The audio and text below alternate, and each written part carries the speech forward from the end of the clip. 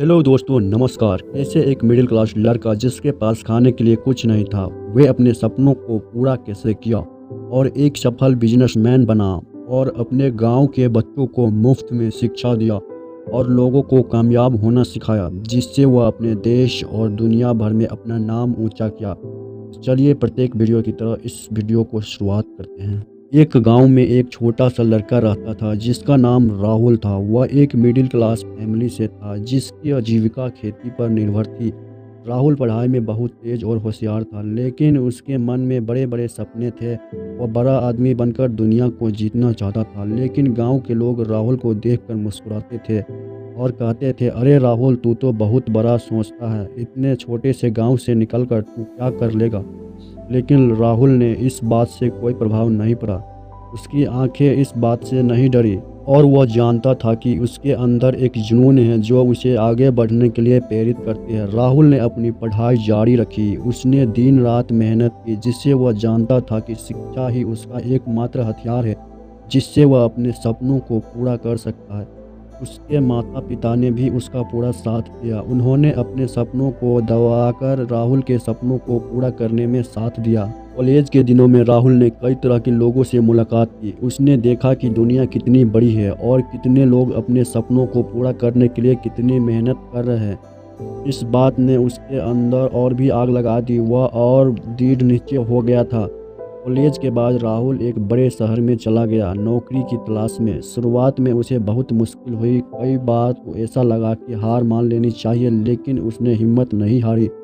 वह हर असफल को एक सीख के रूप में लेता था और आगे बढ़ता गया।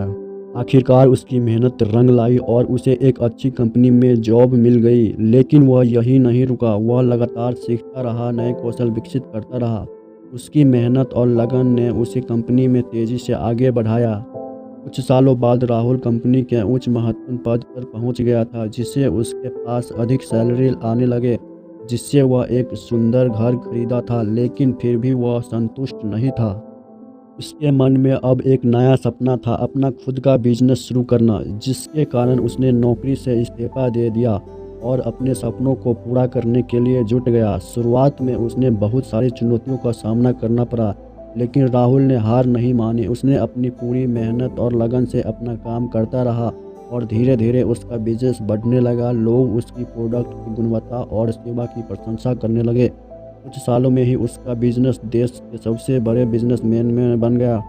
राहुल अब एक सफल बिजनेसमैन बन गया था। उसके पास पैसा, शोहरत, सब कुछ था, लेकिन उसके मन में एक तकलीफ महसूस कर रहा था। उसके जीवन में असली मकसद सिर्फ पैसा कमाना नहीं है।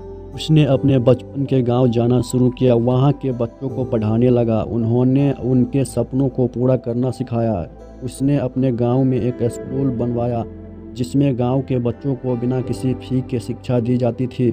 राहुल ने अपनी बिजनेस का एक हिस्सा समाज सेवा के लिए दान कर दिया। उसने कई ऐसे प्रोडक्ट शुरू किए जिसमें समाज का भला हो सके और समाज के लोग आगे बढ़ सके।